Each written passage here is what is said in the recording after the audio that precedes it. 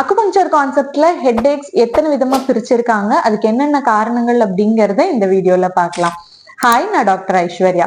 Acupuncture கான்செப்டை பொறுத்த வரைக்கும் நம்ம தலைவலியை 3 விதமா பிரிக்கிறோம். ஃபர்ஸ்டா எடுத்துக்கிட்டோம் அப்படின்னா மெரிடியன்ஸ் கொலேட்ரல்ஸ்ல பேத்தோஜெனிக் விண்ட் அஃபெக்ட் பண்ணுச்சு அப்படின்னா அது மூலியமா வர்றதுதான் நம்மளுக்கு பின்னந்தலையிலையும் பின்னங்கழுத்துலயும் வலிக்கக்கூடிய தலைவலி.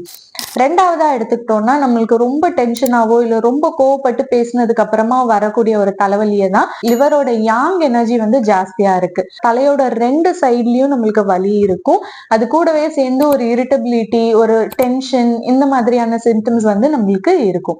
மூணாவதா எடுத்துக்கிட்டோம்னா நம்மளுக்கு இம்ப்ராப்பர் டயட்னாலேயோ ஸ்ட்ரெயின், ஸ்ட்ரெஸ், இந்த மாதிரியான கண்டிஷன்ஸ்னால நம்மளுக்கு சீ ஸ்டாக்னேஷன் ஆயிருந்தாலோ சீ டெஃபிஷியன்சி இருந்தாலோ வரக்கூடிய தலைவலி, தலை சுத்தல் இருக்கிறது, நாசியா இல்ல கண்ணு மங்கலா தெரியறது, இந்த மாதிரியான சிம்டம்ஸ் இருக்கும்.